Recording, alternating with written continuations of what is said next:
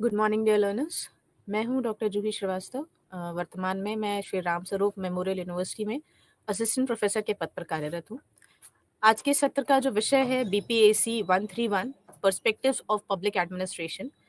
इसके 3 खंडों पर आपके साथ पूर्व में चर्चा हो चुकी है। आज मैं आपके साथ चौथे खंड पे चर्चा करूंगी, जो कि राजनीतिक एवं सामाजिक परिप्रेक्ष्य के बारे में बात करता है, जिसमें सबसे पहले हम बात करेंगे पारिस्थितिकी दृष्टिकोण की या इकोलॉजिकल पर्सपेक्टिव। जैसे ही हम इकोलॉजिकल पर्सपेक्टिव का नाम लेते हैं या पारिस्थितिकी दृष्टिकोण के बारे में बात करते हैं, FW रिक्स का नाम हमारे सामने आ जाता है।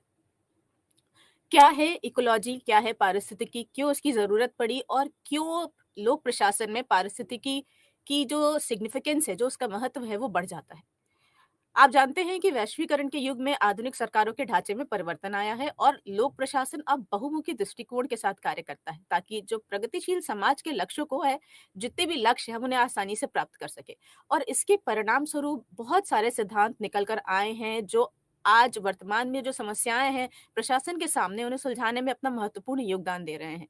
और इन्हीं में से एक दृष्टिकोण है पारिस्थितिक दृष्टिकोण। यह दृष्टिकोण तब सामने आया जब पश्चिमी दृष्टिकोण विकासशील समाज की समस्याओं को सुलझाने में असमर्थ साबित हुए, और साथ ही कई शिक्षाविदों का यह मानना भी रहा कि पश्चिमी जो मॉडल है, जो वेस्टर्न मॉडल्स हैं, वो अंडर डेवलप्ड नेशन या जो गरीब देश है उनकी समस्या को सुलझाने के लिए पर्याप्त नहीं है। और इसी के कारण कहीं न कहीं जो पारिस्थितिकी दृष्टिकोण था उसके बारे में चर्चा शुरू हुई, और ये कहा गया कि जो विकासशील देश है या जो अविकसित देश है उनके लिए या उनके संस्था को समझने के लिए, उनकी एडमिनिस्ट्रेशन या प्रशासनिक व्यवस्था को समझने के लिए और जनता की समस्याओं को सुलझाने के लिए एक ऐसे मॉडल की, एक ऐसे उपागम की जरूरत है जो लोगों की समस्याओं को समझते हुए, उनकी समस्याओं को सुलझाते हुए एक ऐसा समाज का विकास करे जो सबके लिए कहीं ना कहीं इफेक्टिव हो और बेनिफिशियल हो, जो सबके लिए लाभकारी हो। अब हम बात करते हैं परिस्थिति की अवधारणा की। पारिस्थितिकी यानी कि इकोलॉजी जो शब्द है वो जीव विज्ञान से लिया गया है, जो जानवरों की प्रजातियों और प्राकृतिक वातावरण के बीच के संबंध को देखता है। जॉन एम गॉस एक बहुत ही रिनाउंड स्कॉलर थे। उन्होंने कहा कि जो अफसरशाही है, बेसिकली जो ब्यूरोक्रेसी है, उसके वातावरण के बीच का संबंध के अध्ययन करने के लिए जो पारिस्थितिकी है उसका अध्ययन बहुत आवश्यक है। इसी तरीके से जब हम तालकॉट पार्सन के बारे में बात करते हैं तो उन्होंने ये बताया कि समाजशास्त्र में जो सामान्य प्रणाली दृष्टिकोण है, इससे पहले हमारा जो पारिस्थितिकी दृष्टिकोण था वो आया, जिसका अर्थ ये हुआ कि समाज शास्त्र में भी, यानी कि सोशियोलॉजिकल पर्सपेक्टिव में भी अगर ध्यान से देखा जाए तो उन्होंने कहीं ना कहीं इकोलॉजी को बहुत ज्यादा महत्व दिया। उन्होंने ये कहा कि व्यक्ति जिस वातावरण में रहता है, प्रशासन जिस वातावरण में काम करता है, उसे सुचारू रूप से कार्य करने के लिए और व्यक्ति और प्रशासन को एक साथ जोड़ने के लिए इकोलॉजी या पारिस्थितिकी का अध्ययन बहुत आवश्यक है। पारिस्थितिकी दृष्टिकोण बेसिकली रिक्स के द्वारा कहीं न कहीं सामने लाया गया। रिक्स का ये मानना था कि समाज को कई तरीके के कार्य करने होते हैं और यह कार्य व्यक्तियों को बहुत सारे ढांचाओं का निर्माण करने पे कहीं न कहीं मजबूर करते हैं, जो कि एक सामाजिक ढांचा हो सकता है, एक राजनीतिक ढांचा हो सकता है। सो विभिन्न तरीके के जो ढांचे हैं वो आपके सामने आ सकते हैं, लेकिन ये सारे के सारे ढांचे कहीं न कहीं प्रशासनिक रूप से और संस्कृति से बंधे हुए होते हैं। तो हम इन्हें समाज से अलग नहीं समझ सकते। प्रशासन भी व्यक्तियों के लिए आया है, जैसा कि आपका शब्द है पब्लिक एडमिनिस्ट्रेशन यानी कि लोक प्रशासन। तो लोक प्रशासन यानी लोगों का प्रशासन, लोगों के लिए प्रशासन। तो लोगों का जो प्रशासन है वो उनके वातावरण से अलग नहीं हो सकता। तो लोग किस वातावरण में रह रहे हैं, उस वातावरण की क्या आवश्यकताएं हैं और उस वातावरण की समस्याएं क्या है, इसको समझने के लिए रिग ने अपनी एक पुस्तक लिखी, इकोलॉजी ऑफ पब्लिक एडमिनिस्ट्रेशन। 1961 में ये किताब आई, जिसमें उन्होंने लोक प्रशासन तथा बाह्य वातावरण के गतिशील संबंधों के बारे में चर्चा करी। इस दृष्टिकोण को अपनाने की बात सबसे पहले ड्वाइट वॉल्डो के द्वारा 1955 में की गई थी। इस दृष्टिकोण को समझने के लिए रिग्स ने दो मॉडल या दो उपागम के बारे में या दो प्रतिमानों के बारे में बताया, जिसको कि हम कृषि और औद्योगिक मॉडल कहते हैं, यानी एग्रेरिया सोसाइटी जो कि कृषि आधारित होती है और इंडस्ट्रियल सोसाइटी जो कि इंडस्ट्री बेस्ड होती है। और इसी को आगे बढ़ाते हुए उन्होंने फ्यूज्ड मॉडल के बारे में बात करी, प्रिज्मेटिक मॉडल के बारे में बात करी और डिफ्रैक्टेड यानी फ्यूज्ड सोसाइटी, प्रिज्मेटिक सोसाइटी और डिफ्रैक्टेड सोसाइटी। फ्यूज्ड को अगर हम हिंदी में समझे तो हम कहते हैं संगलित समाज, प्रिज्मेटिक सोसाइटी यानी सांक्षेत्रिक समाज और डिफ्रैक्टेड सोसाइटी यानी कि विवर्तित मॉडल। रिग्स ने समाज को कृषि तथा उद्योग में विभाजित किया और इसीलिए हम एग्रेरिया और इंडस्ट्रियल मॉडल की क्या विशेषताएं हैं इनको आसानी से समझ सकते हैं। रिक्स का ये मानना था कि कभी ना कभी जो समाज है, सारे समाज, किसी भी एक स्पेसिफिक सोसाइटी के बारे में हम बात नहीं कर सकते, क्योंकि चाइना किसी समय में एग्रेरिया मॉडल का एक उदाहरण दिया जाता था और अमेरिका को इंडस्ट्रियल मॉडल का उदाहरण माना जाता था। लेकिन आज आप क्या देख रहे हैं कि कहीं ना कहीं चाइना भी इंडस्ट्रियल मॉडल की तरफ शिफ्ट हो रहा है। तो रिक्स का ये मानना था कि सारे समाज कभी ना कभी एग्रेरिया से इंडस्ट्रिया में परिवर्तित होते रहते हैं। अब क्या है एग्रेरिया मॉडल, इसकी विशेषताएं क्या है?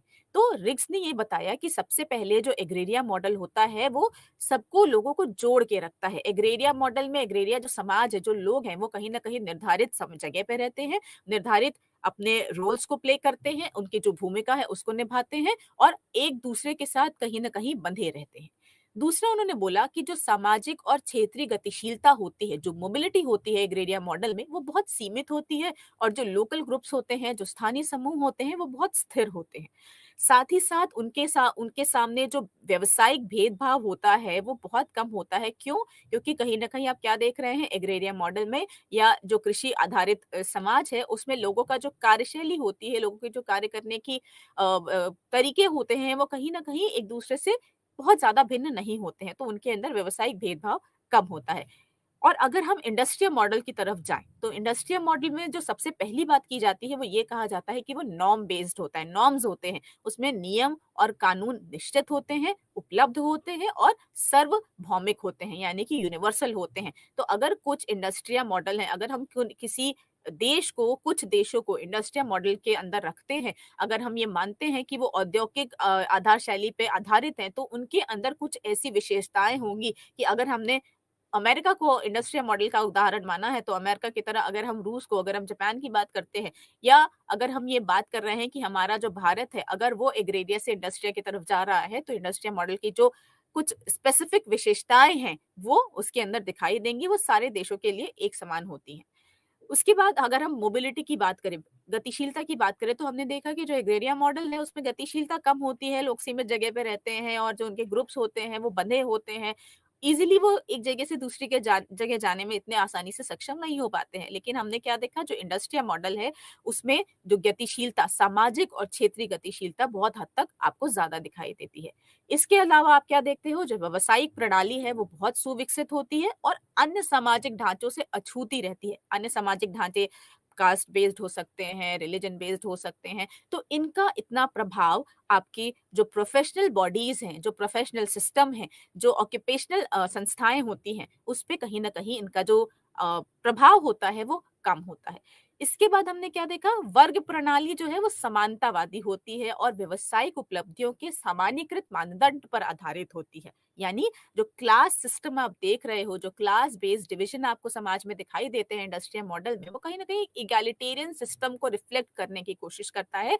समानतावादी यानी कि समान अवसर में सभी लोगों को समान तरीके से कार्य करने का वातावरण उपलब्ध कराया जाता है और उपलब्धियों के आधार पर कहीं ना कहीं उनके अंदर भेदभाव किया जाता है, ना कि सामाजिक या जो हमारे डिफरेंट जो क्राइटेरियाज होते हैं कि कास्ट बेस्ड, वहां पर जो आप कहते हो ना, अंतर नहीं किया जाता है।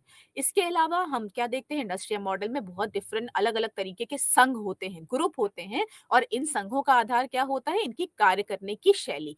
हमने आपको पहले भी बताया, रिक्स ने ये बोला था कि समाज में विभिन्न तरीके के ढांचे होते हैं जो विभिन्न तरीके के कार्यों को करने के लिए आवश्यक होते हैं। तो इन विभिन्न कार्यों को करने के लिए, ताकि इनका ये जो कार्य हैं ये सुचारू रूप से चलते रहे, लोगों की समस्याएं सुलझती रहें, इसके लिए अलग अलग ऑर्गेनाइजेशंस, अलग अलग स्ट्रक्चर्स को बनाया जाता है और इन स्ट्रक्चर पे आधारित होते हैं हमारे डिफरेंट संघ, जो कार्यों को सुचारू रूप से करने में अपना योगदान देते हैं। जब हमने एग्रेरिया इंडस्ट्रियल मॉडल के बारे में बात करी और जब रिक्स ने इसका विश्लेषण किया, तो रिक्स को बहुत जल्दी समझ में आया कि ये जो मॉडल है, इंडस्ट्रियल मॉडल या एग्रेरिया मॉडल की अगर हम बात करें, तो ये समाज के दो ध्रुवों को दर्शा रहा है और ये ट्रांजिशनल फेज को नहीं दिखा रहा है। यानी उसने एग्रेरिया मॉडल के बारे में बात करी, उन्होंने कृषि आधारित समाज के बारे में बात करी, उन्होंने औद्योगिक आधारित समाज के बारे में बात करी, लेकिन वो जो संक्रमण काल था उसके बीच का, उसके बारे में उन्होंने बात ही नहीं करी। तो उन्होंने बताया कि कोई भी समाज ना ही पूर्ण रूप से औद्योगिक होता है, ना ही पूर्ण रूप से कृषि आधारित होता है। एक ट्रांजिशिया मॉडल के बारे में भी उन्होंने बताया, जिसमें उन्होंने संक्रमणकालीन समाज की जो विशेषताएं थी उसके बारे में बताया और ये बोला कि एग्रेरिया से इंडस्ट्रिया की तरफ जाते हुए जो फेज होता है, वो जो सोसाइटी होती है, उसे हम ट्रांजिशिया सोसाइटी के नाम से जानने की कोशिश करते हैं। तो ये कुछ एग्रेरिया और इंडस्ट्रिया बेस्ड समाज की विशेषताएं मैंने आपके साथ डिस्कस करी। अब हम बात करते हैं कि क्या ज़रूरत थी? ये जो हमने आपको फ्यूज़्ड, प्रिज़्मैटिक और डिफ्रैक्टेड के बारे में बताया, संगलित समाज के बारे में बताया, विवर्तित समाज के बारे में बताया, जो हमने नाम लिया आपके सामने, जो सांक्षेत्रिक समाज का नाम लिया, ये क्या है? कहीं न कहीं ये जो मॉडल था फ्यूज्ड, प्रिज़्मैटिक और डिफ्रैक्टेड, यह मॉडल प्रगतिहासिक, विकासशील और विकसित समाजों के अध्ययन के लिए आदर्श माना जाता है।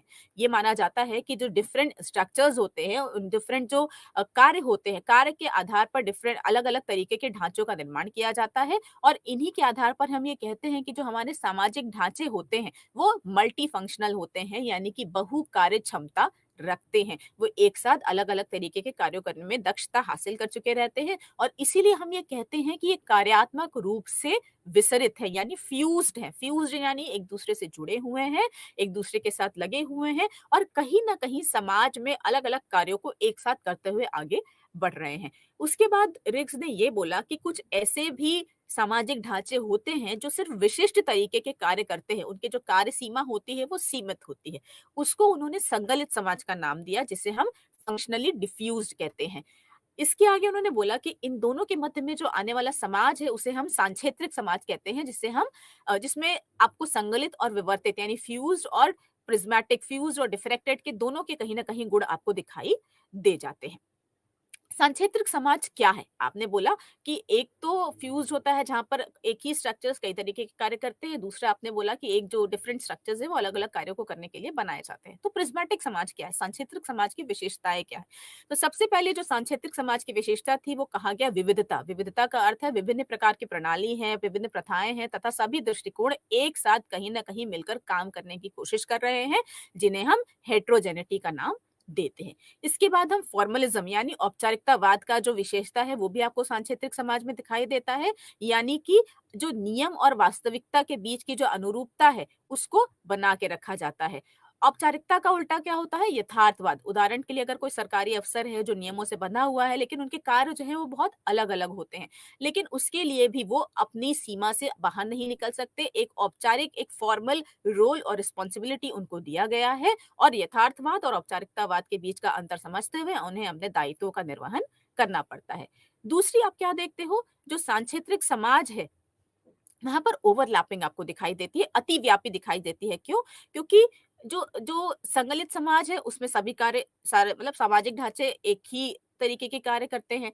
आपने क्या देखा जो विवर्तित समाज है उसमें अलग-अलग ढांचे कार्य करते हैं, लेकिन सांक्षेत्रिक समाज में जो अतिव्यापकता है वो कई तत्वों से व्यक्त हो जाती है। जैसे कि स्वजन पक्षपात होता है, बहुसांप्रदायिकता होता है, नए-नए बहुत सारे नियम बन जाते हैं, आम सहमति की कमी हो सकती है, नियंत्रण में भेद हो सकता है। तो इसीलिए हम क्या कहते हैं इन सभी की वजह से कहीं न कहीं जो अतिव्यापकता है वो आपको सांस्कृतिक समाज में दिखाई दे जाती है। इसके अलावा आपको नेपोटिज़्म या भाई-भतीजावाद भी कहीं न कहीं सांस्कृतिक समाज में दिखाई देता है और इसके अलावा जो आखिरी इसकी विशेषता है वो है बहुसांप्रदायिकता अथवा पॉलीकम्युनलिज्म, यानी एक साथ बहुत सारे संजातीय और धर्म के लोग रहते हैं जिनके संबंध आपस में अच्छे नहीं हैं और यह समाज विभिन्न समुदायों का नेतृत्व करते हैं जिन्हें रिग्स ने क्लेक्ट्स की संज्ञा दी है और उनकी विशेषता ये है कि ये चुनाव करवाते हैं, बहुत सारी क्रियाओं में एक साथ लगे रहते हैं, लेकिन ये अपने हित के लिए अपने जो संप्रदाय है उसके हित के लिए कहीं न कहीं आगे बढ़ते रहते हैं। बहुनियमता होती है, बहुत सारे नियम को लेकर ये आगे बढ़ते रहते हैं, पॉलीनॉर्मेटिविज्म जिसको हम कहते हैं। तो एक नॉर्मेटिव एक आइडियल बेस्ड सोसाइटी के बारे में भी हम बात कर रहे हैं। हम ये कह रहे हैं कि नियम को मानते हुए, नियम की उपेक्षा ना करते हुए हम समाज में कहीं न कहीं लोगों के हित के बारे में चर्चा करने की बात करते हैं। और इसके बाद आपको क्या विशेषता दिखाई देती है? अधिकार और नियंत्रण में अंतर। Separation of authority and control. सांकेतिक समाज में जो अथॉरिटी है, जो अधिकारी ढांचा है और जो नियंत्रण ढांचा है, उनमें अंतर होता है। नियंत्रण प्रणाली जो होती है थोड़ी-सी अस्त-व्यस्त होती है, लेकिन जो हमारी जो हमारी अथॉरिटेटिव बॉडी होती है, जो कानून का निर्माण करती है, वो कहीं न कहीं बहुत ही स्ट्रॉन्ग होती है कि अगर वो समाज में अपने आप को संगठित रूप से नहीं प्रस्तुत करेगी, तो समाज में जो जो आपने आपको दिखाया कि बहुत तरीके के क्लेक्ट्स होते हैं, बहुत तरीके के समूह होते हैं, पॉलीकम्युनलिज्म जो हमने अभी आपसे डिस्कस किया, वो कहीं न कहीं समाज में लोगों के हित की रक्षा करने के लिए प्रशासन को उस तरीके से कार्य करने की क्षमता नहीं प्रदान कर रहे होते हैं। इसके बाद रिग्स ने बाजार कैंटीन मॉडल के बारे में भी बात करी, जो सांक्षेत्रिक अर्थव्यवस्था का आधार है। उन्होंने बोला कि प्रिज्मेटिक सोसाइटी के बारे में आप बात कर रहे हो, लेकिन ये प्रिज्मेटिक सोसाइटी चलेगी किस आधार पर? तो उन्होंने बाजार मॉडल का नाम दिया। बाजार आप समझते हो, जहां पर जो हमारे गुड्स होते हैं, जो हमारे प्रोडक्ट्स होते हैं, उनका जो मूल्य निर्धारण होता है वो कैसे किया जाता है? मांग और पूर्ति के आधार पर किया जाता है बाजार में। तो इसीलिए हमने क्या देखा कि जो बाजार में मूल्य के निर्धारण और पूर्ति का आधार जो है वो मांग होती है, इसी तरीके से जो विवर्तित समाज होते हैं, उनमें जो मूल्य निर्धारण मांग और पूर्ति के आधार पर होता है। संगलित समाज में बहुत सारे तत्व होते हैं, जैसे शक्ति संतुलन है, प्रतिष्ठा है, एकजुटता है, पारिवारिक तत्व है। विवर्तित समाज में जो मूल्य निर्धारण होता है वो इन आधार पर होता है। इनकी प्रभुत्वता कहीं न कहीं आपको दिखाई देती है। लेकिन जो सांक्षेत्रिक समाज है, वहाँ पर आपको बाजार मॉडल और जो डिफरेंट रंग भूमि का जो परिप्रेक्ष्य हमने आपको बताया कि जो डिफरेंट डिफरेंट एलिमेंट्स होते हैं, वो मूल्य निर्धारण में कहीं न कहीं अपना योगदान देते हैं। तो सांक्षेत्रिक समाज में बाजार और अखाड़ा तत्व एक दूसरे के संपर्क में रहते हैं और मूल्य अनिश्चितता को कहीं न कहीं जन्म देने में अपना योगदान दे सकते हैं। तो ये बाजार मॉडल हुआ, जो कि सांक्षेत्रिक अर्थव्यवस्था में मूल्य निर्धारण में अपना कहीं न कहीं योगदान देता है। सांक्षेत्रिक समाज की विशेषताओं के विश्लेषण के बाद समाज में परिवर्तन की प्रक्रिया को भी समझना अत्यंत आवश्यक है। यदि परिवर्तन बाह्य दबाव की वजह से आता है तो हम इन्हें बहिर्जीव कहते हैं, यानी एक्सोजेनस। और वहीं अगर समाज में जो परिवर्तन आया है वो आंतरिक परिवर्तन होता है तो हम इसे अंतजती परिवर्तन कहते हैं। यानी कहीं न कहीं समाज के अंदर के जो तत्व हैं, वो समाज को प्रभावित करने की कोशिश कर रहे हैं। जब आंतरिक और बाहरी दबाव काम करते हैं, तो हम इसे एंडोजेनस परिवर्तन कहते हैं। जब दोनों एक साथ काम कर रहे हैं, तो हमें समानुवंशिक परिवर्तन कहने की कोशिश करते हैं। तो ये था रिक्स का पारिस्थितिकी मॉडल, जिसमें उन्होंने समाज में इकोलॉजी क्या रोल प्ले कर रही है, कैसे जो पारिस्थितिकी है, वो नौकरशाही को प्रभावित कर रही है, कैसे वो हमारी प्रशासनिक व्यवस्था को प्रभावित कर रही है, कौन-कौन से जो अलग-अलग समाज हैं उनमें परिवर्तनशील हैं, गतिशील है, नहीं है, जो सांस्कृतिक समाज है वो क्या है, ट्रांजिशनल मॉडल क्या है, इन सारे मॉडल्स के माध्यम से रिग्स ने पारिस्थितिकी और प्रशासन के बीच के संबंध को स्पष्ट करने की कोशिश करी। लेकिन रिग्स के मॉडल का अगर मूल्यांकन किया जाए तो ये माना जाता है, लोगों ने इसकी आलोचना करी कि रिग्स ने भौतिक विज्ञान के शब्दों का उपयोग किया, जैसे विवर्तित, अपवर्तित, सांक्षेत्रिक, जो समाज की प्रकृति और कार्य की व्याख्या पूर्ण रूप से नहीं कर सकते। उसके साथ ही लोगों ने ये भी कहा कि जो तीसरे विश्व के देश हैं, जो थर्ड वर्ल्ड कंट्रीज हैं, उनकी प्रशासनिक परिवर्तन की प्रक्रिया और को पारिस्थितिकी दृष्टिकोण द्वारा नहीं समझाया जा सकता। क्यों? क्योंकि जो तृतीय विश्व देश हैं, जो थर्ड वर्ल्ड कंट्रीज हैं, उनका जो उदय हुआ है, वो तब से लेकर आज तक उनकी जो परिस्थितियाँ हैं, वो बदलती गई हैं। पहले वो अंडर डेवलप्ड थे, अब वो कहीं न कहीं लीस्ट डेवलप्ड थे, अब उसके बाद वो कहीं न कहीं डेवलपिंग फेज़ में जा रहे हैं। तो लोगों का मानना था कि रिग्स का मॉडल किसी भी प्रशासनिक व्यवस्था को समझने का आधार नहीं माना जा सकता। हाँ, इसको समझने के लिए या डिफरेंट सोसाइटीज़ के स्ट्रक्चर को समझने के लिए हम इस इकोलॉजिकल पर्सपेक्टिव को ध्यान में रख सकते हैं। लेकिन अगर हम इसको निष्कर्ष देखें तो लोगों का मानना था कि लोक प्रशासन के अध्ययन में पारिस्थितिकी दृष्टिकोण एक बहुत ही महत्वपूर्ण योगदान रिग्स की तरफ से आया, क्योंकि इसमें पारिस्थितिकी तत्व सम्मिलित है। रिग्स के मॉडल में प्रशासनिक, पारिस्थितिकी, सामाजिक, सांस्कृतिक और आर्थिक पक्षों को व्यापक रूप से कहीं न कहीं विस्तृत रूप से समझाने की उसने कोशिश करी है। उनका जो योगदान था वो विकासशील देशों के लिए भी था, विकसित देशों के लिए भी था। तो इस मॉडल को किसी एक स्पष्ट रूप से किसी भी एक देश के लिए हम नहीं जोड़ सकते। ये था रिक्स का मॉडल। अब हम आगे बढ़ते हैं। जो हमारा अगला विषय है वो है नवीन लोक प्रशासन दृष्टिकोण, क्योंकि आपका जो विषय है वो है डिफरेंट पर्सपेक्टिव्स। तो अभी हमने इकोलॉजिकल पर्सपेक्टिव के बारे में बात करी, अब हम नवीन लोक प्रशासन दृष्टिकोण के बारे में बात करेंगे, यानी कि न्यू पब्लिक एडमिनिस्ट्रेशन पर्सपेक्टिव। क्या है न्यू पब्लिक एडमिनिस्ट्रेशन और क्यों हमें लोक प्रशासन के साथ नवीन शब्द को जोड़ने की जरूरत पड़ी? आप पहले भी समझ चुके होंगे कि लोक प्रशासन क्या है। लोक प्रशासन बेसिकली क्या है? एक ऐसा प्रशासन है जो लोगों के कल्याण के लिए प्रदान की जाने वाली सेवाओं के रूप में कार्य करता है। लेकिन इसका विकास कैसे हुआ? कौन थे इसके जनक? निश्चित रूप से आपको इसके बारे में पता होगा, लेकिन इसका विकास किन-किन चरणों में हुआ है, पहले आपको वो समझना अत्यंत आवश्यक है। तभी आप नवीन प्रशासन की रूपरेखा को समझ पाएँगे और उसके दृष्टिकोण को समझ पाएँगे। वुड्रो विल्सन, जिसको आप फादर ऑफ पब्लिक एडमिनिस्ट्रेशन कहते हो, वो जनक माना जाता है नए लोक प्रशासन का। उन्होंने अपनी किताब लिखी 1887 में, प्रशासन के अध्ययन, स्टडी ऑफ एडमिनिस्ट्रेशन, और इसमें एक अधिकृत लेख के रूप में लोक प्रशासन को मान्यता दी गई। लोक प्रशासन के में एक सरकार द्वारा ली गई जिम्मेदारी में अपने लोगों को देखभाल करना, उनके कार्यों का संचालन करने के लिए विविध गतिविधियों को आरंभ करना, इस बात का ध्यान रखना कि लोग किस समस्या से ग्रसित है, लोग किस समस्याओं से दूर होना चाहते हैं और प्रशासन की क्या व्यवस्था है। लोक और प्रशासन यानी प्रशासन को लोगों से जोड़ कर रखना अत्यंत आवश्यक होता है। लोक प्रशासन के अध्ययन विषय को धीरे-धीरे प्रोत्साहन मिला, उसके पश्चात अध्ययन के एक विषय के क्षेत्र में लोक प्रशासन को विकास के महत्वपूर्ण चरणों की संख्या में घटित किया गया। अगर हम देखें तो विस्तृत रूप से 5 या 6 अवधियों में लोक प्रशासन के इतिहास को विभाजित किया गया। सबसे प्रथम जो अवधि थी वो 1887 से लेकर 1926 तक थी, जिसे लोक प्रशासन द्विभाजन की अवधि के बारे में जाना जाता है। यानी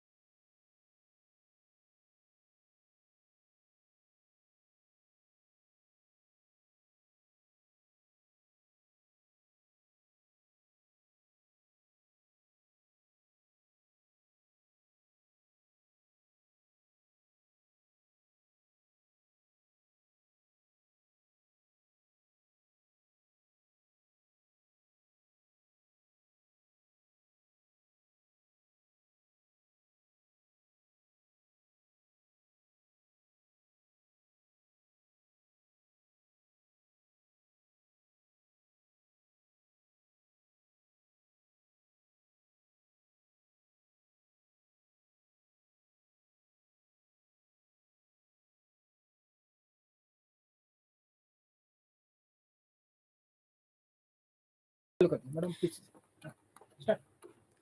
अब हम आपसे बात करेंगे नवीन लोक प्रशासन दृष्टिकोण के बारे में। क्या है नवीन लोक प्रशासन, क्यों इसकी आवश्यकता पड़ी और क्यों लोक प्रशासन के साथ हमें नवीन शब्द को जोड़ना पड़ा। सबसे पहले नवीन लोक प्रशासन को समझने के लिए लोक प्रशासन के स्वरूप को समझना अत्यंत आवश्यक है।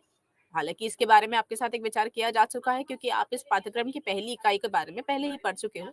लेकिन लोक प्रशासन आपको एक बार मैं आपके साथ फिर से बताना चाहूँगी, लोक प्रशासन उस प्रशासन को संदर्भित करता है जो लोगों के कल्याण के लिए प्रदान की जाने वाली सेवाओं के रूप में कार्य करती है। Woodrow Wilson, father of public administration, अ लोक प्रशासन के जनक के रूप में जाने जाते हैं और इनकी जो किताब थी स्टडी ऑफ एडमिनिस्ट्रेशन 1887 में जब इन्होंने इस लेख को प्रस्तुत किया तो इस लेख में लोक प्रशासन को एक अधिकृत लेख में इस अधिकृत लेख में लोक प्रशासन को मान्यता दी गई।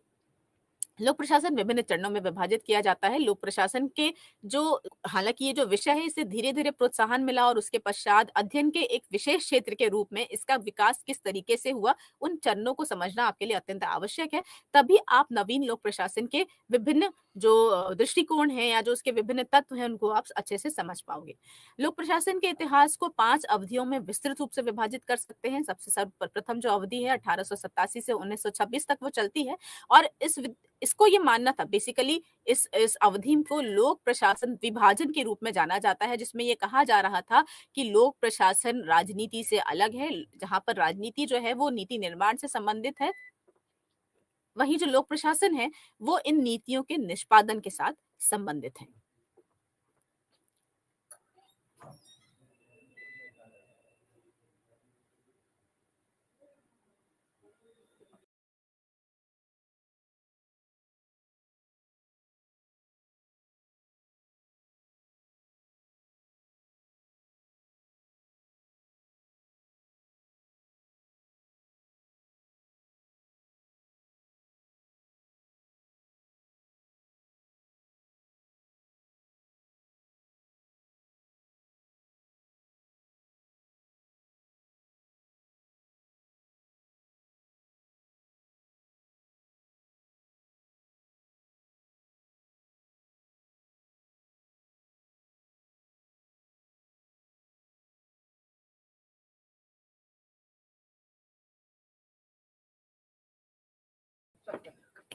इस अवधि में एक विश्लेषणात्मक विशेषता के बारे में बात की गई। ये देखा गया कि जो राजनीति है उसका एक विशिष्ट स्वरूप है और जो प्रशासन है उसका एक विशिष्ट स्वरूप है।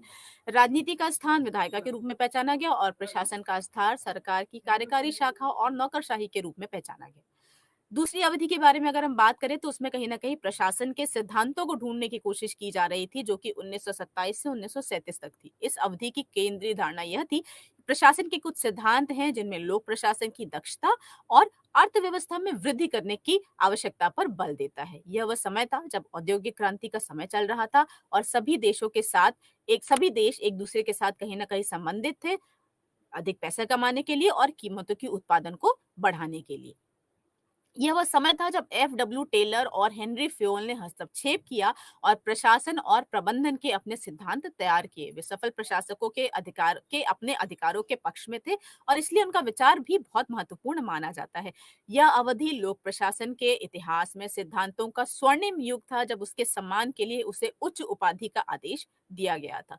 हम तीसरी अवधि की तरफ जाएं तो इसे चुनौतियों का युग माना गया जो कि 1938 से 1947 तक चली। इस अवधि के दौरान मुख्य विषय सार्वजनिक प्रशासन के अध्ययन के लिए मानव संबंधों और व्यवहारिक दृष्टिकोण का समर्थन था। इस अवधि के दौरान यह विरोध किया गया कि राजनीति और प्रशासन को स्पष्ट रूप से कभी पृथक नहीं किया जा सकता। यह भी कहा गया कि जो प्रशासन के सिद्धांत हैं वो अलग नहीं हैं। ये कहीं न कहीं एक दोष की तरह इनको माना गया कि अगर आप प्रशासन को अलग सिद्धांतों के आधार पर अलग करने की पृथक करने की बात कर रहे हो तो प्रशासन के ऐसे कुछ भी सिद्धांत नहीं है जो पर्याप्त रूप से उसे एक अलग डिसिप्लिन बनाने की जो महत्वता है उसको स्वीकृत करने के कहीं न कहीं आपके सामने समाधान रख सकते हैं। चौथी अवधि में जब हम जाते हैं, चौथी अवधि 1948 से 1970 तक थी जिसमें हमें आइडेंटिटी क्राइसिस दिखाई देता है, पहचान का संकट हमारे सामने दिखाई देता है लोक प्रशासन के लिए और फिर से कहीं न कहीं राजनीति विज्ञान के रूप में लोक प्रशासन की जो अध्ययन था उसे शुरू किया जाता है। इस चरण में लोक प्रशासन को राजनीति विज्ञान में फिर से स्थापित कर दिया गया लेकिन बहुत सारे ऐसे कई मुद्दे थे कि एक अलग विषय के रूप में लोक प्रशासन को पढ़ना। तो उन्होंने बोला कि एक व्यापक जो बौद्धिक ढांचा होता है, वो आप लोक प्रशासन में आपको नहीं मिल पा रहा है और इसीलिए हम इसे एक अलग अध्ययन के रूप में, एक अलग पृथक विषय के रूप में इसका अध्ययन नहीं स्वीकार कर सकते। सन 1960 के दशक के दौरान अमेरिकी राजनीति विज्ञान संघ, अमेरिकन पॉलिटिकल साइंस एसोसिएशन ने आधिकारिक तौर पर स्वयं को लोक प्रशासन से छुटकारा पाने के लिए प्रस्थान किया। तो उन्होंने एक विद्वान ने यह इंगित किया कि राजनीतिक विज्ञान में लोक प्रशासकों की शिक्षा की कम उपयोगिता प्रतीत होती है। तो इसीलिए कहीं न कहीं इस अवधि को ये माना गया कि जो हमारा लोक प्रशासन था वो पहचान की संकट से जूझ रहा था और वापस से उसे कहीं न कहीं हमारे जो मदर डिसिप्लिन थी, जिसे हम पॉलिटिकल साइंस या राजनीति विज्ञान के रूप में जानते हैं, उसमें प्रतिस्थापित करने का जो प्रयास था वो शुरू किया जा सका था। 5वीं अवधि 1971 से लेकर अभी वर्तमान तक चल रही है, जिसमें हम प्रबंधन के रूप में लोक प्रशासन का अध्ययन करते हैं। लोक प्रशासन क्योंकि अपनी पहचान के लिए संघर्ष कर रहा था, तो कुछ सार्वजनिक प्रशासकों ने एक विकल्प की खोज आरंभ कर दी। उन्होंने इसे प्रबंधन में पाया, जिसे या तो प्रशासनिक विज्ञान या सामान्य प्रबंधन के रूप में जाना जाता था। परंतु यह बात ध्यान देने वाली थी कि प्रबंधन का ध्यान विशेष रूप से तकनीकी है, यानी टेक्निकल वैल्यूज पर है, जबकि लोक प्रशासन टेक्निकल और वैल्यू बेस्ड, तकनीकी और मूल्य आधारित दोनों है। तो अंत में लोक प्रशासकों को ये तेजी से स्पष्ट हो रहा था कि ना तो राजनीति विज्ञान और ना ही प्रबंधन अपनी रुचि को संबोधित कर पा रहे थे, ना ही वे कर सकते थे, और इसीलिए फिर से एक नया चरण आरंभ हुआ, जिसे हम आज जानते हैं कि लोक प्रशासन अंततः राजनीति विज्ञान और प्रबंधन से पृथक हो गया, उसे मैनेजमेंट से और पॉलिटिकल साइंस से अलग किया गया और ये अध्ययन के और अभ्यास के एक स्वायत्त क्षेत्र के रूप में प्रकट किया गया है, और आज आपके सामने एक पृथक विषय के रूप में आपको मिलता है और आपको पढ़ाया भी जाता है। अब हम बात करेंगे नवीन लोक प्रशासन की। नवीन लोक प्रशासन की उत्पत्ति सन 1968 में ड्वाइट वॉल्डो के संरक्षण के तहत तहत आयोजित प्रथम मिनोब्रुक सम्मेलन में हुई। यह सम्मेलन क्षेत्र और भविष्य में इसकी स्थिति पर विचार विमर्श करने के लिए कि क्या है लोक प्रशासन, प्रबंधन में किस तरीके से एक साथ लाया जा सकता है, कैसे इसे मूल्य आधारित बनाया जा सकता है, इन सभी बातों पर विचार करने के लिए इनका आयोजन किया गया था। नवीन लोक प्रशासन का यह कथन है कि लोक प्रशासन अलग-अलग कार्य नहीं करता और प्रशासन उच्च स्तर पर समाज की आवश्यकताओं के प्रति जिम्मेदार है, कार्यशील है, उन आवश्यकताओं के प्रति कार्यशील है जो समाज की उलझने और समस्याओं को समझने और सुलझाने में कार्य करते रहते हैं। नवीन लोक प्रशासन की जो अवधारणा की जो उन्नति और विकास की रूपरेखा को हम समझ सकते हैं, मतलब वो कौन-कौन से मेजर इवेंट्स थे या कौन से ऐसे वो रिपोर्ट्स थी जिन्होंने नवीन लोक प्रशासन की उन्नति और विकास की रूपरेखा रखी, उसका आधारशिला रखा। तो सबसे पहले उच्च शिक्षा पर एक हनी रिपोर्ट आई, जिसमें कहीं न कहीं जो विद्वान और व्यावहारिक प्रशासक थे, उन्होंने लोक प्रशासन के क्षेत्र में जो संस्थागत कमियाँ थी, उनको प्रकाशित किया। जिसमें ये माना गया कि जो संस्थागत हमारा जो ट्रेडिशनल पब्लिक एडमिनिस्ट्रेशन है, उसकी कमियाँ क्या हैं, कैसे उनको हम सुलझा सकते हैं, और तब ये माना गया कि जो पारंपरिक प्रशासन है, उसको कहीं न कहीं रिप्लेस किया जाना चाहिए। उसके बाद सन 1967 में फिलाडेल्फिया कॉन्फ्रेंस हुई। इस सम्मेलन में कल्याणकारी राज्य यानी वेलफेयर स्टेट से लेकर पुलिस स्टेट तक के बाद के का जो ट्रांजिशनल फेज था, उसको बात की गई और ये भी बताया गया कि कैसे सामाजिक समानता को बढ़ावा देना है, कैसे सामाजिक समस्याओं को संबोधित करते हुए लोक प्रशासन अपनी भूमिका को और मजबूत बना सकता है। इसके बाद सन 1968 में ड्वाइट वॉल्डो की अध्यक्षता में मिनोब्रुक सम्मेलन होता है, जिसमें बदलते परिवेश में लोक प्रशासन के अध्ययन और अभ्यास की आलोचना की समीक्षा की गई। तो ये 3 मेजर इवेंट्स थे, ये 3 मेजर एलिमेंट्स थे जिन्होंने नवीन लोक प्रशासन की आधारशिला रखी। लोक प्रशासन की थीम क्या है? लोक प्रशासन के दृष्टिकोण के विषय क्या है? तो सबसे पहले नवीन लोक प्रशासन रेलेवेंस यानी प्रासंगिकता के बारे में बात करता है। उसका मानना था कि जो जो हमारा समकालीन समस्याएं हैं, उनको सुलझाने में पारंपरिक लोक प्रशासन कहीं न कहीं सफल नहीं हो पा रहा था। तो उनका जो नवीन लोक प्रशासन था, उसका ये मानना था कि जो सामाजिक वास्तविकताएं हैं, उनको ध्यान में रखा जाना चाहिए, चाहे वो नीति निर्माण का समय हो, चाहे वो नीति को क्रियान्वित करने का समय हो। जब तक हम प्रासंगिक नहीं होंगे, जब तक हम वर्तमान में चल रही चीजों को ध्यान में रखकर नीतियों का निर्माण नहीं करेंगे, हम लोगों के साथ या लोगों की समस्याओं को सुलझाने में सफल नहीं हो पाएंगे। और इसीलिए हमें प्रासंगिक होना होगा, सामाजिक चिंताओं का ध्यान रखना होगा, नागरिकों के हितों को समझना होगा। दूसरी बात, उन्होंने वैल्यू की बात करी। उन्होंने बोला कि लोक प्रशासन में नैतिक तटस्थता असंभव है, यानी वैल्यू न्यूट्रलिटी संभव नहीं है। हमें वैल्यूज को साथ में लेके चलना होगा, तभी हम पारदर्शित तरीके से, यानी जो हमारे प्रशासन में हो रहा है, जो प्रशासन के अंदर हो रहा है, उस एक पारदर्शी प्रशासन होना चाहिए, लोग उसको समझ सके और मूल्यों को समझते हुए मूल्य आधारित प्रशासनिक व्यवस्था होनी चाहिए, जिससे लोग कहीं न कहीं हमें अपने आप से जोड़ सकें। उसके बाद उन्होंने सामाजिक समानता या सोशल इक्विटी के बारे में बात करी। उनका मानना था कि सामाजिक समानता की जो अनुभूति है, वो लोक प्रशासन का मुख्य लक्ष्य होना चाहिए। किसी भी संगठन का मुख्य उद्देश्य जाति, पंथ, रंग या जाति के आधार या और आधारों पर लोगों के बीच में भेदभाव नहीं होना चाहिए, नागरिकों के साथ समान व्यवहार होना चाहिए। और इसके बाद नवीन लोक प्रशासन चेंज या परिवर्तन की बात करता है। उसका मानना है कि परिवर्तन समाज का एक अनिवार्य हिस्सा है और प्रत्येक संगठन को प्रचलित समय के बदलते परिदृश्यों को के आधार पर अपने आप को अनुकूलित करते रहना चाहिए। अगर आप चेंज के अकॉर्डिंग, अगर आप परिवर्तन के अनुसार अपने आप को नहीं बदलोगे, अगर हम इस पारंपरिक प्रशासन व्यवस्था को लेकर ही आगे बढ़ते रहेंगे, तो हो सकता है लोगों की जो समस्याएँ हैं, जो लोगों की इच्छाएँ हैं, और वो ऐसी चीज़ें जो लोगों के हितों को आगे लेके जा सकती है, हम उन्हें ना समझ पाएँ और हमारी जो कार्यशैली है, वो कहीं न कहीं उसमें कुछ कमियाँ निकल कर आ जाएँ। तो नवीन लोक प्रशासन का मानना था कि हमें परिवर्तन समाज का अनिवार्य हिस्सा बनना चाहिए। और लास्ट में, सबसे अंत में उन्होंने बोला, प्रबंधन कार्यकर्ता संबंध, यानी कि मैनेजमेंट वर्कर रिलेशंस। उन्होंने बोला कि जो संस्था है, उसकी उसमें काम करने जो व्यक्ति हैं, उनके विचारों को कहीं न कहीं महत्व देना चाहिए। उनकी क्षमता और उनके विचारों का समान महत्व होना चाहिए, ताकि जो व्यक्ति है, जिस मैनेजमेंट का वो हिस्सा है, वो उससे अपने आप को जोड़ सके। मैनेजमेंट के जो गोल्स है, जो उनके लक्ष्य है, उस लक्ष्य की प्राप्ति में वो अपना ज़्यादा से ज़्यादा जो योगदान है, वो दे सके। तो इन नए सार्वजनिक प्रशासन, जो न्यू पब्लिक एडमिनिस्ट्रेशन था, इन उद्देश्यों को प्राप्त करने के लिए समाधान बताता है। अब इसकी विशेषताएँ क्या है? सबसे पहले ये रिस्पॉन्सिव है। रिस्पॉन्सिव यानी जवाबदेह है। यानी कि हम जो भी कर रहे हैं, जो भी डिसीजन लिए जा रहे हैं, जो भी निर्णय लिए जा रहे हैं, उसके प्रति हम उत्तरदायी हैं, हम बताएँगे अगर ऐसा किया गया है तो क्यों किया गया है, और लोगों के पास ये क्षमता है कि वो हमसे हमारे द्वारा लिए गए निर्णयों के पर सवाल कर सकते हैं। दूसरा, क्लाइंट सेंट्रलिटी, यानी कि ग्राहक केंद्रितता, यानी इसका अर्थ है कि प्रशासन की प्रभावशीलता को न केवल सरकार के दृष्टिकोण से, बल्कि नागरिकों के दृष्टिकोण से भी आंकना चाहिए। यदि प्रशासनिक कार्य नागरिकों के जीवन की गुणवत्ता में सुधार नहीं कर सकता, और उन तो उसके वो उसका कोई अर्थ नहीं रह सकता है, वो प्रभावी नहीं हो सकता। तो हमें सारी चीजों पर ग्राहक केंद्रितता लानी होगी। हम जो भी, चाहे हम नीति निर्माण कर रहे हों, नीति का क्रियान्वयन कर रहे हों या उसका मूल्यांकन कर रहे हों, हमें ग्राहक, यानी हमारा जो लोक है, जो लोक शब्द है, इसको ध्यान में रखते हुए चीजों को आगे लेके जाना होगा। इसके बाद जो नवीन लोक प्रशासन है, वो प्रशासन में संरचनात्मक परिवर्तन, यानी स्ट्रक्चरल चेंजेस की बात करता है।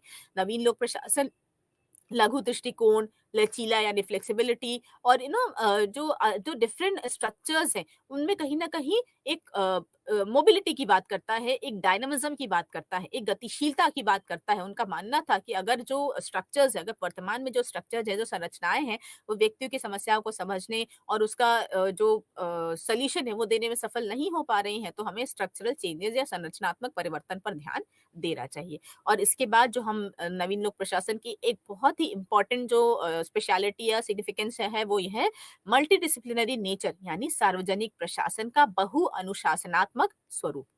लोक प्रशासन को अध्ययन विषय बनाने के लिए एक हावी प्रतिमान न हो, बल्कि कई अध्ययन विषयों से ज्ञान अर्जित किया जाए। राजनीतिक, सामाजिक, आर्थिक, प्रबंधन और मानवीय संबंधी दृष्टिकोण का जो अध्ययन है, इस विषय के विकास को सुनिश्चित करने के लिए आवश्यक है। दूसरा मिनोब्रुक सम्मेलन 20 वर्ष के पश्चात 1988 में हुआ, जिसमें 68 विद्वानों और लोक प्रशासन के चिकित्सकों और अन्य अध्ययन विषयों के जो विशेषीकृत लोग थे, जैसे इतिहास, अर्थशास्त्री, राजनीतिज्ञ, इन सब ने साथ में भाग लिया। अगर निष्कर्ष के रूप में देखा जाए कि क्या नवीन लोक प्रशासन था, और जब हमने इसके मूल्यों के बारे में बात करी, इसकी विशेषताओं की बात करी, तो क्या था? क्या इसने पारंपरिक प्रशासन को कुछ नया दिया? तो इस बात से इनकार नहीं किया जा सकता कि नवीन लोक प्रशासन ने लोक प्रशासन को एक नया आयाम दिया। एक समय आया जब अध्ययन विषय के अस्तित्व के लिए स संघर्ष कर रहा था, अपनी पहचान खो रहा था, आइडेंटिटी क्राइसिस हमने आपको बताया। लेकिन जब नवीन लोक प्रशासन के बारे में बात हुई, तो इस नवीन लोक प्रशासन ने सामाजिक मुद्दों और समस्याओं पर ध्यान केंद्रित किया, जिसके चलते जनता को अनावश्यक अशांति और उथल-पुथल का सामना करना पड़ रहा था।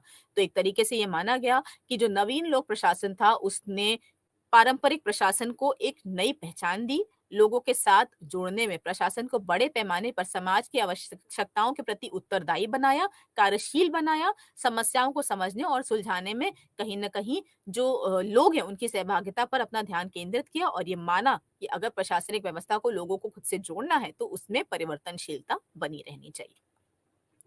अब हम इसके बाद आपसे बात करेंगे लोक चयन उपागम यानी पब्लिक चॉइस अप्रोच। जैसे कि ये 2 शब्द आपको दिखाई दे रहे हैं, लोक चयन यानी पब्लिक चॉइस। पब्लिक किस चीज़ की चॉइस कर रही है?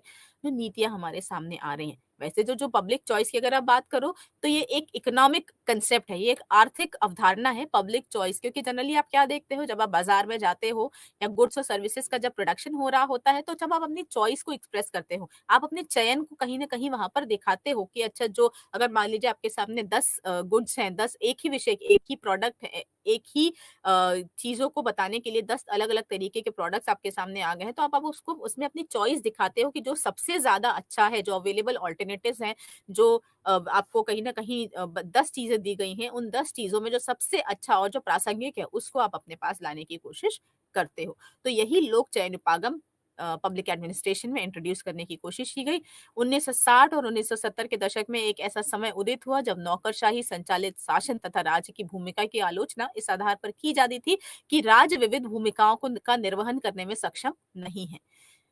लोग एक इस भूमिका से, इस जो अवरोध आया था राज्य की भूमिका में, इसको हटाने के लिए अलग-अलग जो इसकी प्रवृत्ति थी, इसको समझने के लिए और अवरोधों को हटाने के लिए लोग अलग-अलग तरीकों को सोचने लगे और उन्हीं में से एक तरीका निकल कर आया आपका लोक चयन उपागम, जिसका लक्ष्य था राजनीतिक प्रक्रिया, संस्थाओं व लोक नीति के अध्ययन में अर्थव्यवस्था को लागू करना, जिससे कि जो हमारा लोक प्रशासन है, उसकी कार्यक्षमता को बढ़ावा मिल सके।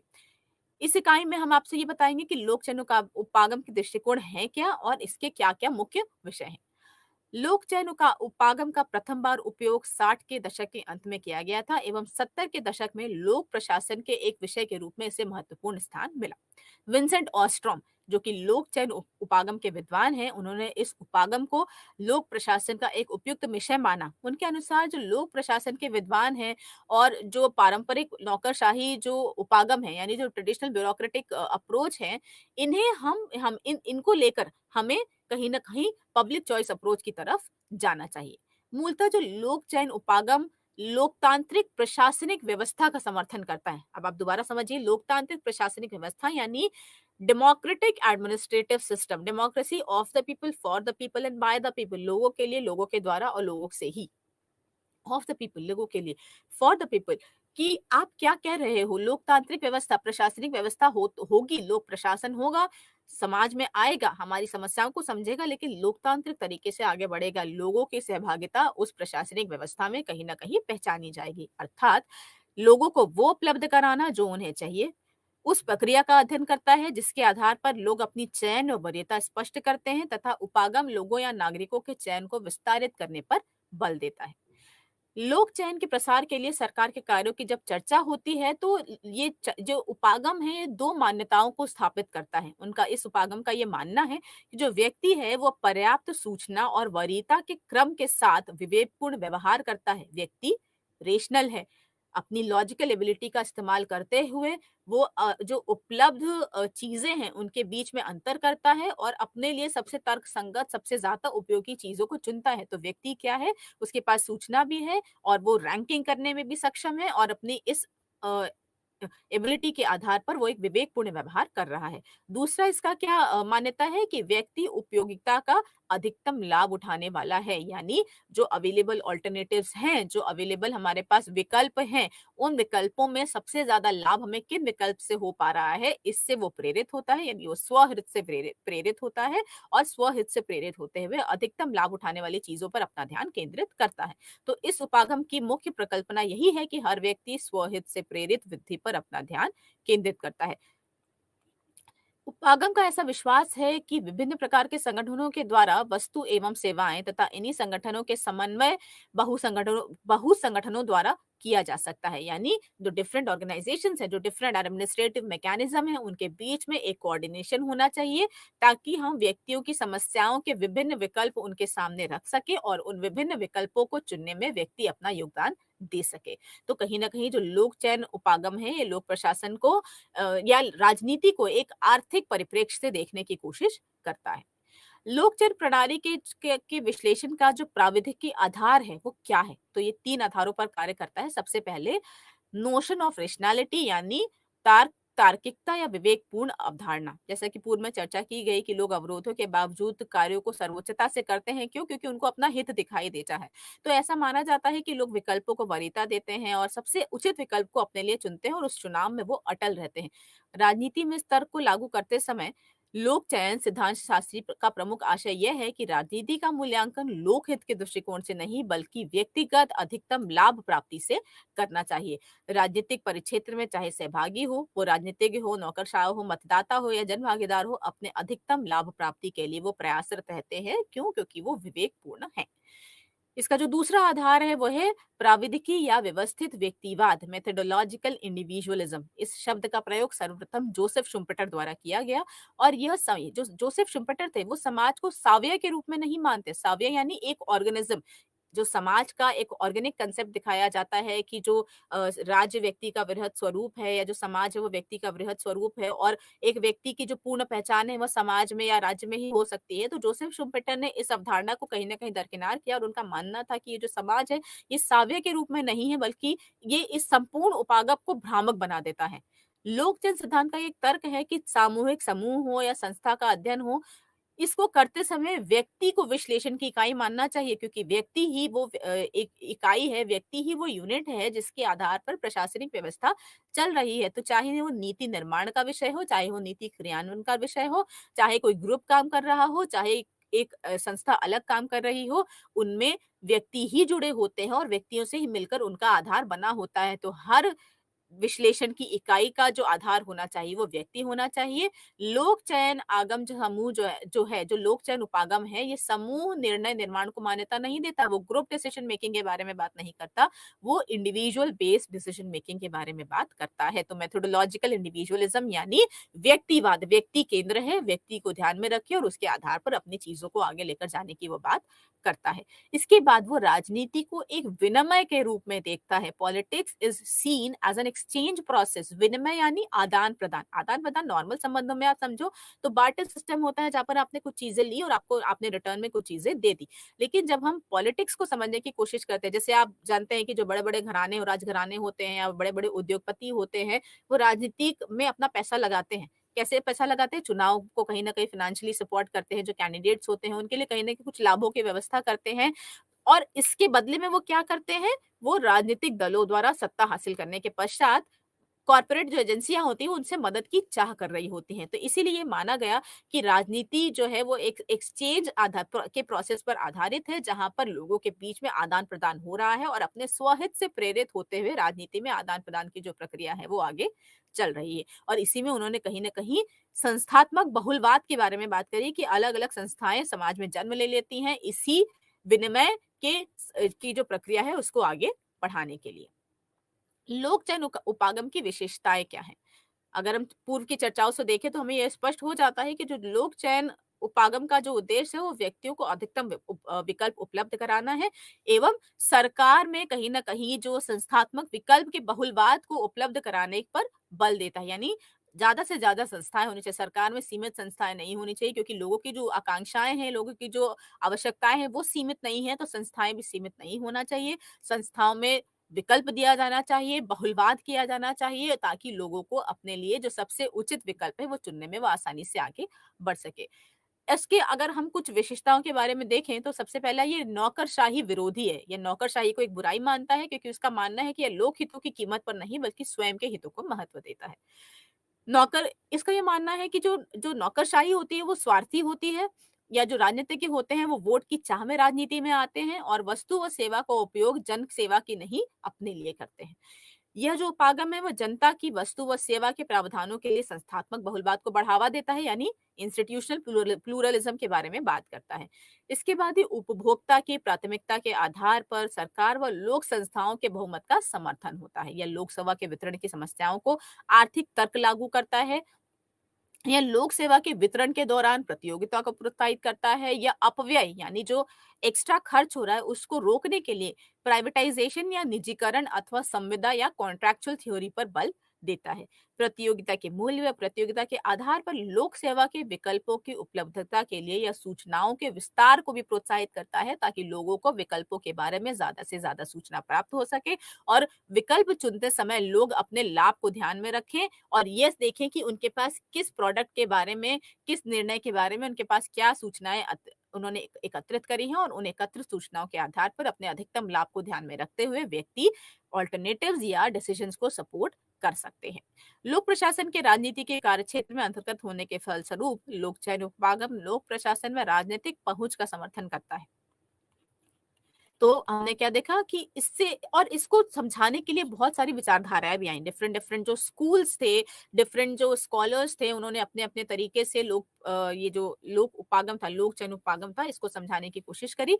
तो इन विचारधाराओं को जैसे मैनचेस्टर स्कूल था, रोचेस्टर स्कूल था, शिकागो था, वर्जीनिया था, इन लोगों ने अपनी-अपनी विचारधारा कहीं न कहीं इस पर प्रस्तुत करने की कोशिश करी। इसके अलग अगर हम लोक चयन उपागम के प्रस्तावकों के बारे में ध्यान दें, तो लोक चयन उपागम कई विद्वान ने लोक चयन के सिद्धांत में योगदान दिया, जिसमें सबसे पहले नाम आता है गॉर्डन टुलक का, विंसेंट ऑस्ट्रॉम का, विलियम निकलसन का, जेम्स बुकनन का, पेट्रिन डनलेवी। ये जो समर्थक थे, इन्होंने स्वयं हित की अवधारणा पर अपना ध्यान केंद्रित किया है एवं लोक हित, लोक चेतना व लोक सेवा की अवधारणा पर संज्ञान नहीं लिया। इन्होंने कहीं न कहीं जो लोक चयन उपागम था, उसको व्यक्तियों से डायरेक्ट जोड़ दिया। उनका मानना था कि जो राजनीतिक दल जो होते हैं, वो चुनाव के दौरान तो मत प्राप्त करने के लिए अनेकों आश्वासन देते हैं, लेकिन जैसे ही चुनावी प्रक्रिया समाप्त होती है, लोगों के सामने विकल्पों की कमी हो जाती है। तो उनका ये मानना था कि अगर ऐसी कोई स्थिति आती है, जहाँ पर व्यक्तियों को दरकिनार किया जा रहा है, तब जो प्रशासनिक व्यवस्था है, वो सुचारू रूप से नहीं चल पाएगी। तो इसलिए राजनीतिक जो दल हैं, जो राजनीतिक संस्थाएँ हैं या जो राजनीतिज्ञ हैं, जो कहीं न कहीं नीति निर्वहन और नीति निर्माण, नीति क्रियान्वयन और नीति के मूल्यांकन से संबंधित है, उन्हें व्यक्तियों को कहीं न कहीं यूनिट ऑफ एनालिसिस बनाना पड़ेगा। उन्हें एक उदारवादी लोकतंत्र की व्यवस्था करनी पड़ेगी और जो राजनीतिक शक्ति है, उसको नियंत्रित करने के बारे में भी वो बात करते हैं। जो लोक चयन उपागम है, सबसे पहले वो यही कहता है कि जो हमारी राजनीतिक शक्ति है, उसको कहीं न कहीं नियंत्रित किया जाना चाहिए।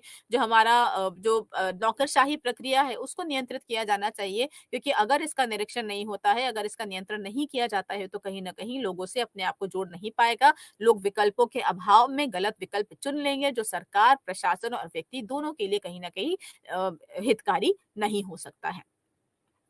जेम्स बुकनन, इन्होंने बहुत अच्छी बात, मतलब एक अपना बहुत अच्छा विचार प्रस्तुत करने की बात करी। ये नोबेल पुरस्कार विजेता भी रह चुके हैं और उन्होंने तर्क दिया कि व्यक्ति राजनीति में अपने पारस्परिक फायदे के लिए आता है। कोई भी व्यक्ति अगर राजनीति में आ रहा है, तो वो स्वहित से प्रेरित होके आता है, जैसे ही वो बाजार में, साथ में वो आते हैं। हर व्यक्ति राजनीति में, आप क्या देख रहे हो, जो पॉलिटिकल पार्टी है, वो एक ग्रुप ऑर्गेनाइजेशन है। व्यक्ति इस ग्रुप का हिस्सा बन रहा है, लेकिन उस ग्रुप का हिस्सा बनते हुए भी वो कहीं न कहीं इंडिविजुअल बेनिफिट के बारे में ध्यान देने की कोशिश कर रहा है। तो जेम्स बुचनन ने यही बोला कि राजनीति में हर व्यक्ति पारस्परिक फायदे के लिए आता है और वो बाजार में भी साथ में आता है। लेकिन उनके अनुसार दक्षता के आधार पर अगर देखा जाए, तो राजनीतिक निर्णयों के समय व्यक्ति समाज से संबंधित वितरणात्मक विचारों के प्रति रुचि नहीं दिखाता, बल्कि अपने हितों पर ध्यान देने लगता है। तो उनका मानना था कि विनिमय के रूप में राजनीतिक प्रक्रिया को समझना अत्यंत आवश्यक है और आर्थिक संविधानवाद या संविदावाद पर ध्यान फोकस किया जाना चाहिए। आर्थिक संविधानवाद यानी इकोनॉमिक कॉन्स्टिट्यूशनलिज्म या संविदावाद यानी कॉन्ट्रेक्चुअलिज्म। तो आर्थिक संविधानवाद जैसा कि आप समझते हो, संविधान की हद में रहते हुए अपने दायित्वों का निर्वहन करना। और जब ये आर्थिक संविधानवाद शब्द इसके साथ जुड़ जाता है, तो संविधान में आर्थिक जो गतिविधियां हैं, उनको सम्मिलित करते हुए व्यक्ति की आर्थिक मानसिकता को समझते हुए उसके सामने विकल्पों को प्रस्तुत करने पर यह बल देता है। जब हमने ये बोला कि राजनीति एक विनिमय की प्रक्रिया बन जाती है, तो जैसे ही राजनीति विनिमय की प्रक्रिया बन गई, उस राजनीति का आधार एक आर्थिक आधार हो जाता है। उदाहरण के लिए जैसे अगर हम देखें, तो पंचायत में 1/3 सीटें महिलाओं के लिए आरक्षण कर दी जाती हैं, या कुछ राज्यों में आप क्या देखते हो, 50% आरक्षण दे दिया जाता है, या आप क्या देखते हो, इसी तरीके के और जो रिजर्वेशन है वो हमें प्रोवाइड किए जाते हैं। तो क्यों किए जाते हैं? ताकि एक एक्सचेंज प्रोसेस चल रहा है, जहाँ पर हमने ये बोला कि हम आपको इन चीज़ों में आरक्षण दे रहे हैं और बदले में हम आपसे आपकी सहभागिता माँग रहे हैं। हम आपसे आपका जो सपोर्ट है वो माँगने की कोशिश कर रहे हैं। एंथनी डाउन्स ने भी लोक चयन उपागम के बारे में अपने विचार प्रस्तुत करने की बात करी। उन्होंने नौकरशाही के व्यवहार का अध्ययन किया और उन्होंने यह बताया कि जो डाउन्स का प्रतिमान है, बेसिकली एंथनी डाउन्स जो ये कहना चाहते थे, वो ये बताते थे कि कैसे नौकरशाही का विकास कानून के परिणाम का कारण होता है तथा कैसे नौकरशाही व उसके अधिकारियों की प्रेरणा से उनके हितों में वृद्धि की जा सकती है। डिफरेंट तरीके से डिफरेंट तर्क को प्रस्तुत करते हुए उन्होंने कहीं न कहीं ये बताया कि कौन-सा व्यक्ति किस तरीके के रोल में रहता है और उन्होंने नौकरशाही के वर्गीकरण को 5 प्रकारों से समझाया। उन्होंने बोला कि एक क्लाइंबर होता है यानी कि आरोहक होता है, एक संरक्षक यानी कि कंजर्वर होता है, एक उग्रपंथी होता है, एक समर्थक होका होता है और एक राजनीतिज्ञ होता है। तो उन्होंने बोला कि जो राजनीतिज्ञ होता है उसमें सार्वजनिक हित की भावना होती है, लेकिन जो नौकरशाही से संबंधित व्यक्ति होता है उसमें स्वहित की भावना होती है। तो उन्होंने बोला कि इन दोनों के बीच का जो संबंध होना चाहिए वो कहीं न कहीं सुचारू रूप से और स्मूथली चलना चाहिए, ताकि व्यक्ति का कहीं भी जो व्यक्ति का जो हित है वो दरकिनार ना किया जाए और जिस चीज़ को ध्यान में रख के, जिस बातों को जिन बातों को ध्यान में रख के लोक चयन उपागम के बारे में बात की गई थी, उसे हम आगे सुचारू रूप से लेके चल सकें। अगर हम इस उपागम के मूल्यांकन के बारे में बात करें, हमने क्या देखा कि हम पब्लिक एडमिनिस्ट्रेशन को इकोलॉजिकल पर्सपेक्टिव से समझ रहे हैं, हमने पॉलिटिक्स को भी कहीं न कहीं इकोनॉमी के आधार पर समझने की कोशिश करी। हमने राजनीतिज्ञ के जो विचार थे, राजनीतिज्ञ का जो बिहेवियर होता है, उसका जो व्यवहार होता है या जो नौकरशाह होते हैं, उनका जो व्यवहार होता है, उनको भी हमने इकोनॉमिकल स्केल पे, इकोनॉमिक स्केल पे उसको जाँचने की कोशिश करी। तो हमने क्या देखा कि इस इकाई में हमने जिन बिंदुओं पर चर्चा करी है, उसके आधार पर हमें ये समझ में आया है कि लोक चयन उपागम के सुझावों का प्रयोग आज की आवश्यकता है। बहुलवाद हो, मल्टीकल्चरलिज्म हो, अभिजनवाद हो, चाहे एलिटिज्म हो, निगमवाद हो, कॉर्पोरेटिज्म हो, ये अलग-अलग विकसित और विकासशील देशों में प्रयुक्त हो रहा है। अनेक देशों के द्वारा सरकार को के रोल को कम किया जा रहा है, लोगों की सेवा को ठेके पर उपलब्ध किया जा रहा है, यानी उनको प्राइवेटाइज़ेशन पर ज़्यादा फ़ोकस किया जा रहा है और एक टाइम पीरियड उनको दे दिया जाता है, कि हमने क्या देखा सरकारी समाज जो सरकारी सुविधाएँ हैं, उनको कम करके प्राइवेटाइज़ेशन पर फ़ोकस क्यों किया जा रहा है? क्योंकि ताकि हमें भी लाभ हो सके और व्यक्तियों को भी ज़्यादा से ज़्यादा लाभ पहुँचाया जा सके। शिक्षा से लेकर स्वास्थ्य तक विभिन्न वस्तुओं व सेवाओं में सार्वजनिक व निजी साझेदारी का सहारा भी लिया जा रहा है। तो कुछ विद्वानों ने इस उपागम के ऊपर प्रश्न भी उठाए। उनका ये मानना था कि इससे जो नौकरशाही को आपने बोला कि नौकरशाही स्वहित से प्रेरित होती है, साफ नहीं होती है, सामान्य हित पर काम नहीं कर रही होती है, तो उसकी आवश्यकता क्या है? तो बहुत सारी चीज़ें थी जिनको लेकर इस उपागम पर आलोचना भी की गई। इन कुछ जो कुछ विभिन्न विद्वान थे उन्होंने कुछ आलोचनात्मक कथन भी दिए हैं। उनका ये कहना था कि सार्वजनिक हित व लोक कल्याणकारी राज्य को लोक चयन के विद्वानों ने नकार दिया है। हमने पब्लिक वेलफेयर के बारे में बात करनी थी, हमने पुलिस स्टेट के बारे में बात करी, हमने वेलफेयर स्टेट के बारे में बात करी। जो वेलफेयर स्टेट था वो यूनिवर्सल वेलफेयर के बारे में बात करता है, वेलफेयर कम्युनिटी के बारे में बात ऑफ द कम्युनिटी के बारे में, यानी समुदाय के हित के बारे में बात करता है। लेकिन जो लोक चयन उपागम है वो इंडिविजुअल को यूनिट ऑफ एनालिसिस बना रहा है, वो सिर्फ व्यक्ति के हितों के बारे में बात कर रहा है और ये जो उपागम है इसने लोक कल्याणकारी राज्य को कहीं न कहीं दरकिनार कर दिया है। इसके बाद उन्होंने बोला कि अगर हम तृतीय विश्व देशों के बारे में जाएँ, तो तृतीय विश्व देशों की आधारशिला को समझने के लिए ये जो उपागम है, कहीं न कहीं ये एक डिस्ट्रक्टिव उपागम हो सकता है, एक विनाशकारी उपागम हो सकता है। उन्होंने बताया कि एक राज्य एक ऐसा संस्था है जो शिक्षा, उन्मूलन, सामाजिक कल्याण जैसे विकास राज्यों में कहीं न कहीं अपना योगदान दे रहा है और अगर हम उसे बाज़ार के आधार पर जाँचने की कोशिश कर रहे हैं, अगर हम ये कह रहे हैं कि वो लाभ से संबंधित है, तो ये हमारे लिए एक चिंता का विषय है क्योंकि कहीं न कहीं हम राज्य की जो महत्ता है उसको कहीं न कहीं कमतर करने की कोशिश कर रहे हैं। उनका मानना था, जो आलोचक थे उनका मानना था कि लोक चयन उपागम जिन लोगों के लिए कार्य करता है वो हमेशा ही अभिजात या मध्यम वर्ग नहीं होता। उसे निम्न वर्ग की आवश्यकता है। तो जिसका और निम्न वर्ग क्या है? उसकी क्रय शक्ति कमज़ोर होती है जिससे बाज़ार कभी प्राप्त नहीं कर सकता। तो उनका मानना था कि जो एलीट ग्रुप है या जो मिडल क्लास है, जो मिडल इनकम ग्रुप है, उसके सामने तो अल्टरनेटिव्स आपके पास दिखाई देते हैं। लेकिन जो लोक चयन पब्लिक चॉइस अप्रोच जिस लोगों पर फ़ोकस कर रहा है, वो लोअर इनकम ग्रुप के कारण के बाद पर फ़ोकस कर रहा है। लेकिन वो लोअर इनकम ग्रुप कभी भी बाज़ार तक पहुँच ही नहीं पाता। तो ये जो लोक चयन उपागम है उसकी जो वो तो जो दार्शनिकता है, उसका जो नीतिकर आधार है, वो सही से हमारे सामने निकल कर नहीं आ सकता। तो हालाँकि इसकी आलोचना बहुत तरीके से की गई और ये माना गया कि एक हो सकता है अगर हम बाज़ार मॉडल पे जाएँ, अगर हम इकोनॉमिक पर्सपेक्टिव में जाएँ तो एक राज्य का जो अस्तित्व है, राज्य की जो महत्ता है वो कम हो जाएगी। लोग राज्य को कहीं न कहीं एक इंस्ट्रूमेंट की तरह से देख सकते हैं जो सिर्फ़ लोगों के इंटरेस्ट की पूर्ति के लिए बनाया गया है, ना कि लोकहित के लिए बनाया गया है। तो इसकी आलोचना भी बहुत तरीके से की गई। लेकिन अगर हम निष्कर्ष के रूप में देखें तो उनका ये मानना था कि लोक चयन सुसंगत समझ है, लोक चयन उपागम लोगों को कहीं न कहीं एक व्यापक स्तर पर प्रशासनिक व्यवस्था को समझने की कोशिश करने का एक अवसर प्रदान करता है। अगर इसको तरीके से समझा जाए तो सरकार की समस्याओं को भी समझ सकता है, सरकार की नाकामी को भी समझ सकता है। क्यों? क्योंकि पब्लिक चॉइस अप्रोच को लाने का मतलब ही ये था कि लोगों के सामने लैक ऑफ अल्टरनेटिव है, विकल्पों का अभाव है, तो इन विकल्पों का अभाव क्यों हुआ? क्योंकि सरकार में कहीं न कहीं कुछ कमियाँ थीं। तो लोगों का ये मानना था कि अगर हम एक कन्क्लूसिव स्टेटमेंट दें पब्लिक चॉइस अप्रोच के बारे में, तो ये एक ऐसा उपागम है जो सरकार की नाकामियों को सामने लाता है, जिससे सरकार को जानकारी प्राप्त होती है और सरकार लोगों के सामने अपनी कमियों को हटाते हुए, लोगों के इंटरेस्ट को ध्यान में रखते हुए समय-समय पर चीज़ों को सामने लाने की कोशिश कर सकता है। हमने इसमें नौकरशाही के बारे में भी बात कर बताई कि क्या नौकरशाही के जो आलोचना क्यों की गई और क्यों वो स्वहित से के आधार पर कार्य करता है। तो आज के सत्र में हमने आपसे 3 चीज़ों पर चर्चा की। सबसे पहले हमने आपको बताया कि पारिस्थितिकी यानी इकोलॉजिकल पर्सपेक्टिव क्या है, जिसमें हमने आपको 3 मॉडल्स के बारे में बताया। Fused, प्रिज़्मेटिक and Transitia, एग्रेरिया, industrial model के बारे में हमने आपसे बात करी। इसके बाद हमने आपसे बाज़ार कैंटीन मॉडल के बारे में बात करी, जिसमें हमने सबसे पहले यही बताया कि प्रशासन और इकोलॉजी एक-दूसरे से कनेक्टेड है। फिर हमने आपसे नवीन लोक प्रशासन पर चर्चा करी, क्या है, क्या इसकी विशेषताएँ हैं और क्यों ये आवश्यक है। और इसके बाद हमने आपसे बात करी पब्लिक चॉइस अप्रोच पे कि क्या है पब्लिक चॉइस, क्यों इकोनॉमिक आधार पर हमें इन चीज़ों को समझना चाहिए। आज के सत्र में इतना ही। अगले खंड की चर्चा हम आपसे अगले सत्र में करेंगे। नमस्कार।